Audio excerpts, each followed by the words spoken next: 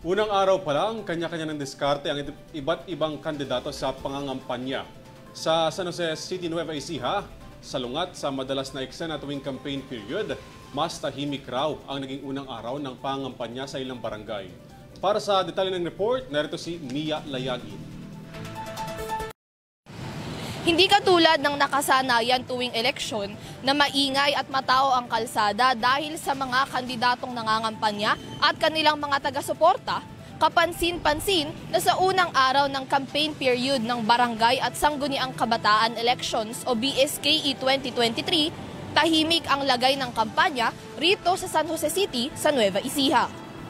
Sa paglilibot ng EuroTV News sa bayan, mangilan-ngilan lamang ang mga lugar na kakikitaan ng mga campaign materials at posters, bunsod na rin ng mas mahigpit na panuntunan ng Commission on Elections o COMELEC patungkol sa mga common poster areas ngayong halalan.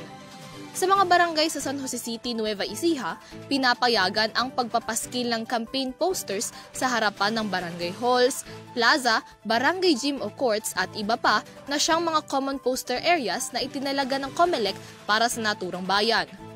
Bukod sa common poster areas, nakapaskil ang mga campaign posters ng mga kandidato sa mga private properties ng kanilang mga taga-suporta, gaya na lang sa harapan ng kani-kanilang bahay, gates at maging sa kanilang mga sasakyan.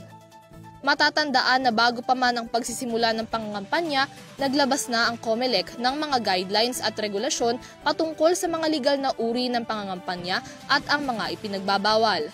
Kabilang dito ang mas mahigpit na mga regulasyon patungkol sa laki ng posters, saan ito dapat ipaskil, pamamahagi ng mga valuable materials at iba pa.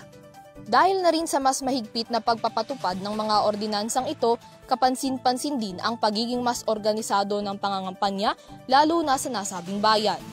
Sa kabila naman ng maituturing na tahimik na sitwasyon sa ilang mga barangay sa bayan, inaasahan pa rin ang mainit na mga kaganapan sa mga natitirang araw ng campaign period, lalo pa at may kanya-kanyang diskarte pa rin ng pagkampanya ang mga kandidato sa lugar.